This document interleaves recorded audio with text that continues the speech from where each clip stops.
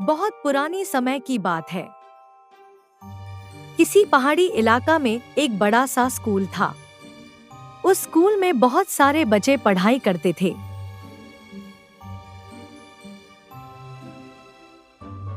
लेकिन उस स्कूल में 3 पक्के दोस्त थे, रोहित, शुभम और पूजा। ये तीनों दोस्त ज्यादा समय एक साथ ही मिलकर रहते थे। उस स्कूल के पास एक गर्ल्स हॉस्टल भी थी। पूजा हर रोज रात को उस गर्ल्स हॉस्टल में चली जाती थी। पूजा और रोहित ज्यादा शरारती थे, लेकिन शुभम उन दोनों से थोड़ा सा समझदार था।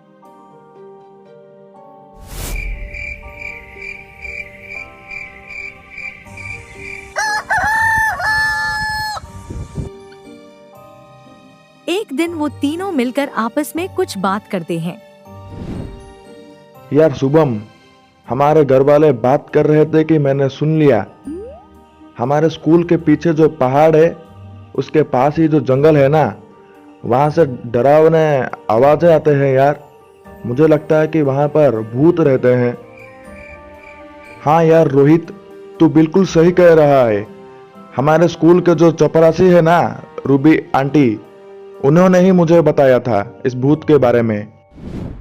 लेकिन यार शुभम, रूबी आंटी को कैसे पता चला भूत के बारे में? अरे पागल रोहित, रूबी आंटी स्कूल में 10 साल से काम कर रहे हैं। अगर उन्हें नहीं पता चलेगा तो क्या तुझे पता चलेगा? पागल कहीं का। ये भूत भूत कुछ नहीं होता है यार, हम लोगों को बस ऐसे लगता है, लेकिन ऐसा कुछ भी नहीं है। क्यों ना हम तीनों मिलकर उस जंगल में जाकर थोड़ा सा घूम कर आ जाएंगे? क्यों, कैसा होगा? तुम पागल हो गए हो क्या पूजा? उस जंगल में जाना हमारे लिए कितना हानिकारक है, ये तुम्हें पता नहीं है क्या? हाँ यार रोहित, ये तो तूने सही बोला। वहां पर जाने पर कुछ ना कुछ तो गलत हो ही जाता है। लेकिन रोहित, हमें वहां पर जाकर देखना चाहिए, वहां पर सचमुच भूत है या ऐसा गलत अफवाह फैल रहा है। पूजा और शुभम की बात सुनकर रोहित ने मना तो किया, लेकिन उसका बात कोई नहीं सुना।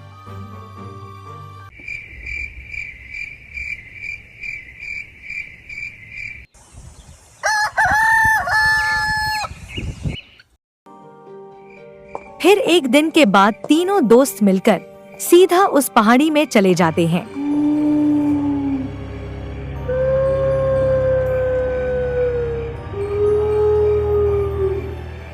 अब हम लोग क्या करेंगे यार?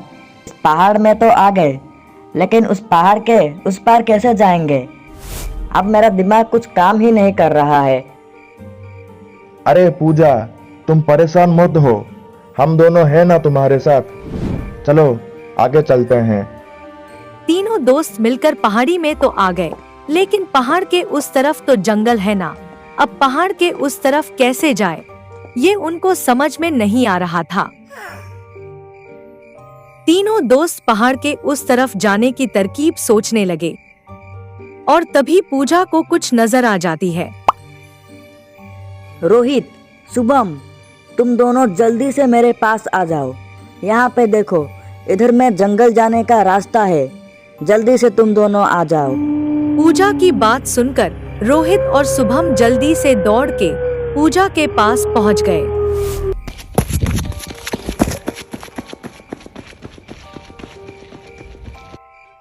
पास जाकर देखा तो वहां पे सचमुच जंगल के अंदर जाने के लिए कुछ सीढ़ियां थी।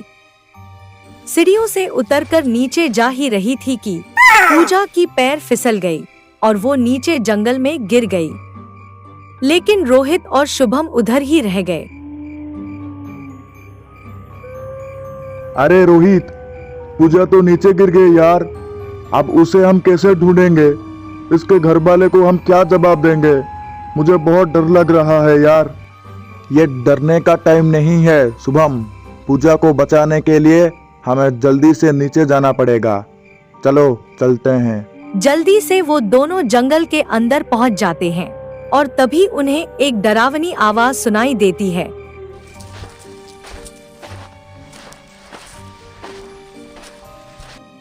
जब वो दोनों उस आवाज को ध्यान से सुने तो वो एक पायल के आवाज जैसे लगा, जैसे कोई पायल पहनकर उनके ही पास आ रही हो।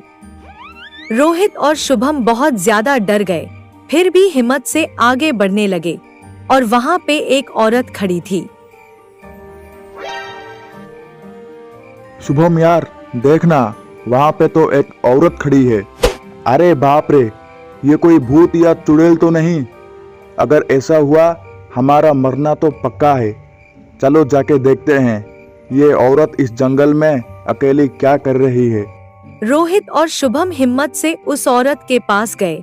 जैसे ही वो दोनों उस औरत को देखा, वो दोनों बिल्कुल हैरान हो जाते हैं, क्योंकि वो औरत कोई भूत वूत नहीं, बल्कि उनके स्कूल का चपरासी थी।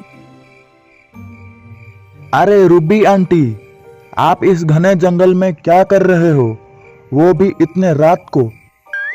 मेरा तो एक छोटा सा काम था, इसीलिए इस जंगल में आई थी। लेकिन रोहित, शुभम, तुम दोनों इस जंगल में क्या कर रहे हो? अगर स्कूल में किसी को पता चला तो क्या होगा, ये तुम्हें पता है ना? रूबी आंटी की बात सुनकर रोहित और शुभम उनसे माफी मांगे और पूजा जो जंगल में गिर गई थी उसके बारे में भी आंटी को बताया। ये तुम दोनों क्या कह रहे हो? हे भगवान, मैं अब क्या करूं? कहीं पूजा किसी खतरे में ना पड़ गई हो और उसे जंगल का भूत ना देख ले। इतना बोलकर रूबी आंटी आगे आगे और वो दोनों उसके पीछे पीछे चलने लगे। कुछ देर के बाद तीनों मिलकर पूजा को आवाज लगाया। पूजा, पूजा, तुम कहाँ पर हो पूजा? हमें आवाज दो। पूजा, पूजा। बहुत देर के बाद भी उन तीनों को पूजा नहीं मिलती और तभी किसी के चिल्लाने की आवाज आई। बचाओ, कोई तो बचाओ, बचाओ।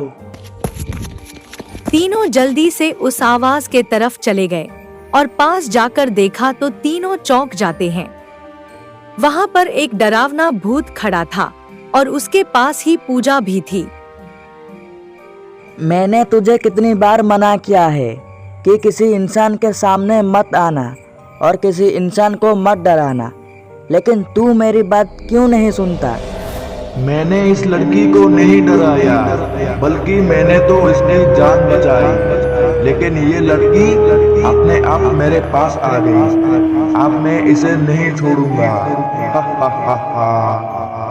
पूजा, रोहित और शुभम जितना हैरान उस भूत को देखकर हुए, उससे भी ज्यादा हैरान वो इस बात पर हुए कि रूबी आंटी उस भूत से इतना आराम से कैसे बात कर रही है। अरे रूबी आंटी, आप उस भूत से इतने आराम से कैसे बात कर सकते हैं? क्या आपको जरा सा भी डर नहीं लगता? नहीं रोहित बेटा, असल में ये मेरा बेटा है। इसने एक नागिन के बच्चे को मार दिया था। वो नागिन इसे अभिशाप दे दिया, इसीलिए ये सब भूत बनकर है। अगर इसे कोई सच्चे मन से धन्यवाद बोल दे तो ये पहले जैसा ठीक हो जाएगा। भूत ने पूजा की जान बचाई थी, इसीलिए पूजा भूत के पास जाकर कुछ कहती है। अगर तुम नहीं होते तो मैं आज मर गई होती, इसीलिए तुम्हारा बहुत बहुत धन्यवाद। सच्चे मन से धन्यवाद सुनने के बाद वो भूत एक सुंदर सा लड़के में बदल जाता है।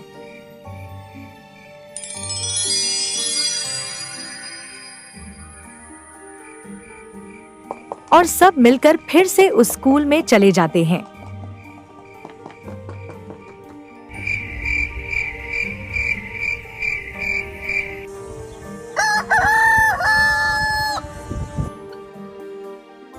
पहले तो वो 3 दोस्त थे, लेकिन अब 4 पक्के दोस्त बन गए और खेलने कूदने के साथ वो चारों अच्छे से मन ध्यान देकर पढ़ाई करने लगे।